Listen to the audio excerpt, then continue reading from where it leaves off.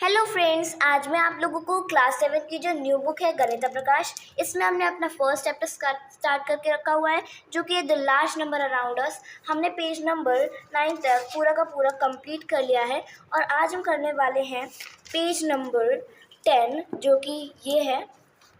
और अगर आपको याद हो, मैंने एक क्वेश्चन भी दिया था नेक्स्ट वीडियो में। अभी तक मुझे उसका आंसर नहीं मिला है। मुझे जैसे ही उसका आंसर मिलेगा मैं उसको अच्छे से एक्सप्लेन कर दूँगी। तो हम चैप्टर 10 सॉरी पेज नंबर 10 को स्टार्ट करते हैं। तो चलिए, आज मैं इसका आंसर बता देती हूँ। अगली बार जो भी क्वेश्चन दूंगी उसका आंसर आप कमेंट करेंगे। तो 80, 100 अरब या फिर 100 बिलियन, तो या तो 80, 100 अरब बड़ा होता है या 100 बिलियन बड़ा होता है। तो इसे कंपेयर करेंगे हम कैसे करेंगे compare with ones, tens, 100, 1000, 10,000, lakh, 10 lakh, crore, 10 crore, अरब, 10 अरब। That's it. इसके आगे भी होता है, लेकिन अभी हमारे सिलेबस में नहीं है।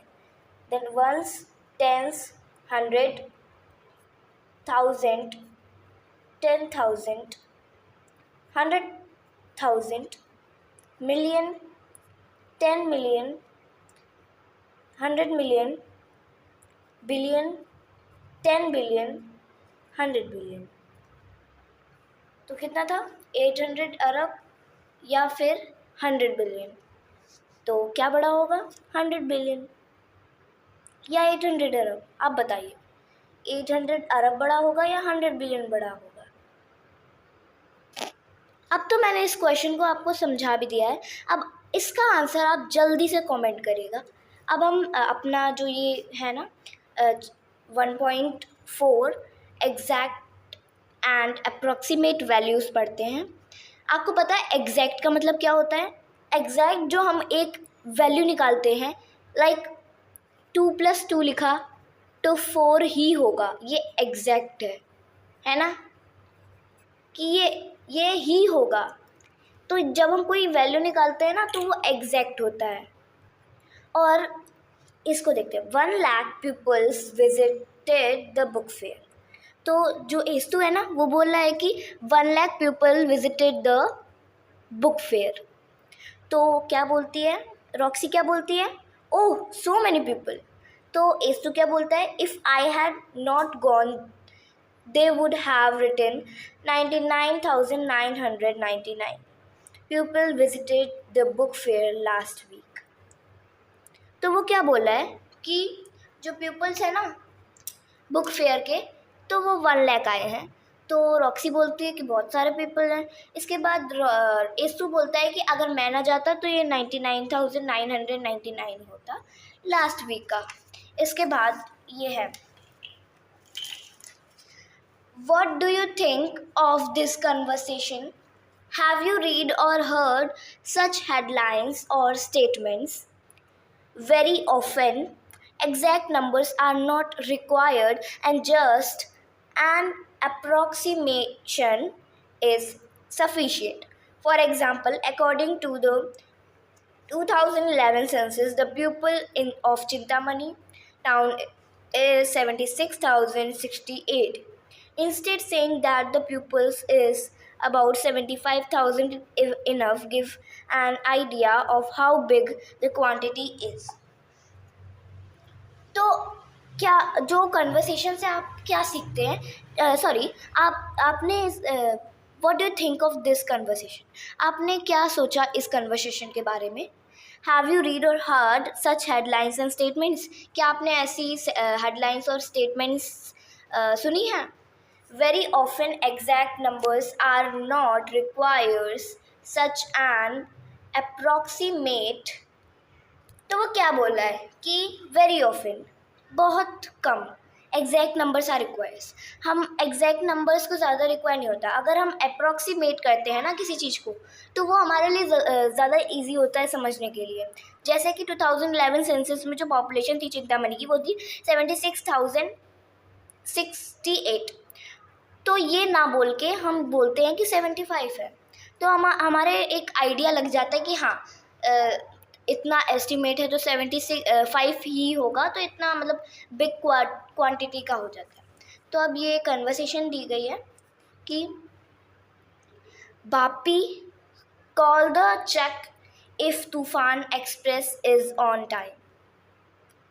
जो ये बापी है, तो उसके पापा ने बोला है कि तूफान एक्सप्रेस को कॉल करके चेक कर लो कि क्या तूफान आने वाला है।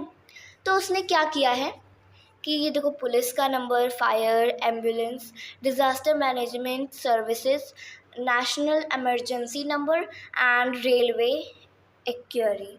तो उसको करना चाहिए था डिज़ास्टर मैनेजमेंट सिस्टम में, क्योंकि उसने तूफान एक्सप्रेस कहा था उनके पापा ने। बट डिंग डोंग, मतलब दरवाज़ा खोलने और पुलिस आ गई। तो what number did you call? उसने बोला क्या, कौन से नंबर कॉल किया था? तो उसने बोला था I call the rounded off number, of course. My teacher told us that efficient people deal with rounded off numbers। तो क्या किया था उसने, यहाँ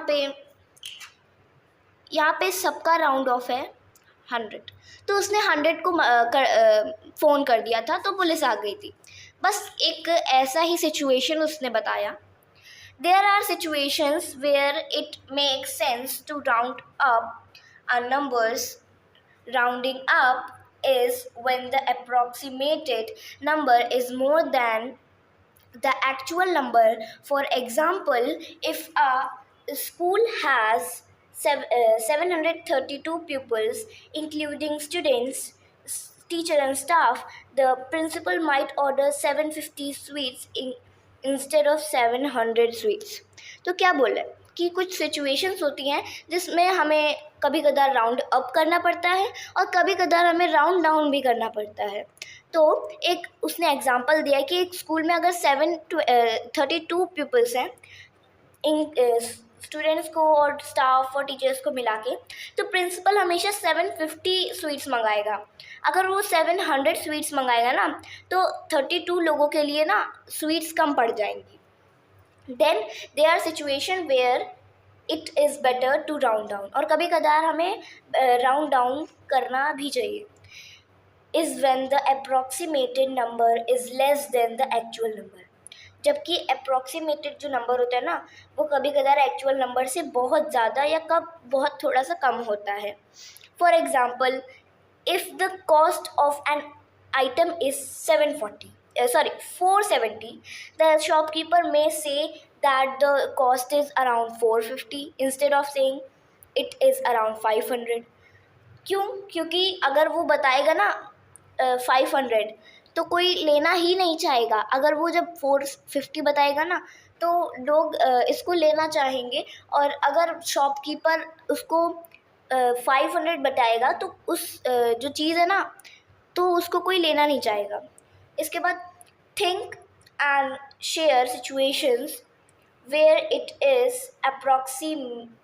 appropriate to a round up, round down, either round up or rounding down is okay, and when exact number are needed। इस questions को हम next class में करेंगे, और नेक्स्ट टॉपिक शुरू होगा यहाँ से, जो कि है ये नियरेस्ट नेबर्स। नेक्स्ट टॉपिक को नेक्स्ट क्लास में करेंगे। डेली बेसिस पे आपको इस न्यू बुक की वीडियोस इस चैनल पे मिलेंगे। सारे चैप्टर्स विद एक्सप्लेनेशन इस चैनल पे ही मिलने वाले हैं। तो चैनल को सब्सक्राइब नहीं किया है तो सब्सक्राइब कर लो, और फ्रेंड्स के साथ शेयर नहीं किया है तो शेयर कर लो, और लाइक करना मत भूलिएगा। Thank you.